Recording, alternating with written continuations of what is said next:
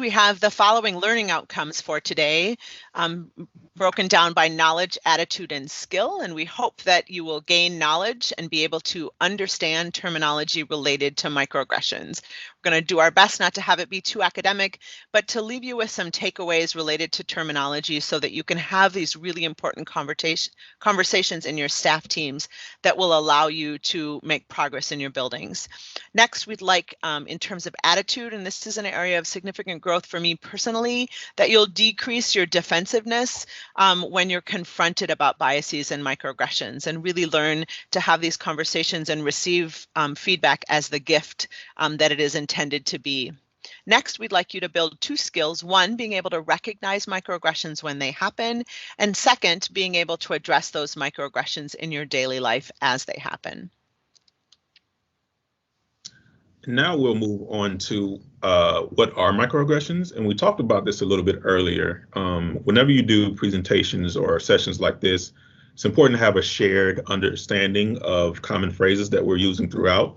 So in what are microaggressions? They're the everyday verbal, nonverbal, and environmental slights, snubs, or insults, whether intentional or intentional, which communicate hostile, derogatory, or negative messages to target a person based solely upon their marginalized group membership. I kind of want to focus in on intentional and unintentional, because oftentimes when people hear microaggressions, you don't realize when you go into it that these things can be intentional or unintentional. And they think it's more so a purposeful act, when in actuality, it can be a slight that is very unintentional.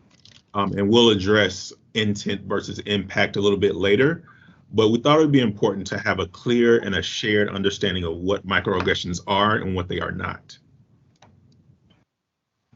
Now, as it happens, I don't know if you're aware of this, but there are 3 kinds of microaggressions.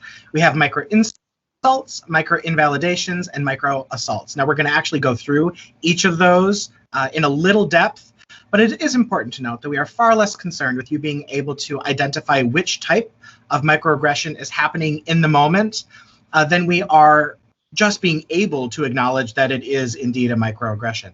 But it is important for us to take a look to see which ones there are.